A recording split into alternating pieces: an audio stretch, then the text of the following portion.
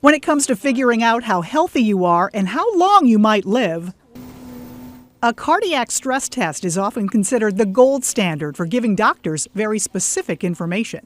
For their risk of a heart attack and dying from a heart attack in the next 1, 3, or 5 years. But what if you could predict your longevity quickly, easily, and without even leaving your home? Like that? Today in St. Louis, reporter Dana Dean just perfectly executed the sitting rising test. Scientific studies over the past 15 years have proven if you have trouble getting down and getting back off the floor, it's nothing to laugh at. Oh, there's no way. Am I supposed to sit? Yes. And then not use my hands? Yes. Oh, that's not going to happen. Scores are based on a scale from 1 to 10. On her first try, Heidi scored a 6. We better start stretching now. You work out a lot? Well, yes, but apparently not the right way.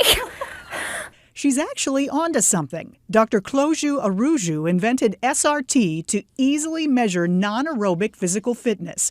He's the one standing here in his lab in Brazil. When I spoke with him via Skype from his home in Rio, he told me the idea came from observing his older sedentary patients who could pass basic aerobic tests. Many of them are able to bike or to run in a treadmill, but if you ask them, could you tie your shoes? It's pretty difficult to do that. The goal is to get down and back up from a sitting position using minimal support. It can be used in all age groups. Score 3 or less, and your risk of dying is 5 times greater over the next 5 years. It may look and sound easy. Here's how you do it. You cross your feet and go into a seated position without losing your balance. That's 5 points. Come back up without losing your balance is another 5. But you can lose points really fast. You lose a point for each hand, arm, or knee you need for support. Take off half a point when you lose your balance at any time, either on the way down or coming back up. Total them all for your final score. If you had bad knees or hips, don't try this at home.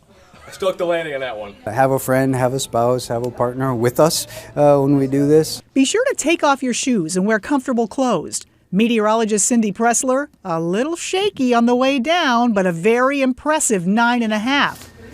Okay, and now I have to get back up. Very good. Sarah Daly, a perfect 10. Art Holiday. He's a little off balance. That's immediately the thing that you notice. You know, you're trying to steady yourself and lower yourself. And, you know, at 6'4", it's a little problematic. We'll give him a 7.5. But for every point you get, there's a 21% decrease in mortality from all causes. Our cardiologist, Dr. Lim, says it makes sense. The more active we are, the better we can accommodate stressors, the more likely we are to handle something bad that happens down the road. Reporter Ryan Dean scored an 8.5. I struggle at many things, and just add this one to the list, Kay. As for Heidi, she's still working on it. Can you hear the cracking in the knee? By the way, if you're over 50 and score a perfect 10, you should be proud because not many people in that age group can do it.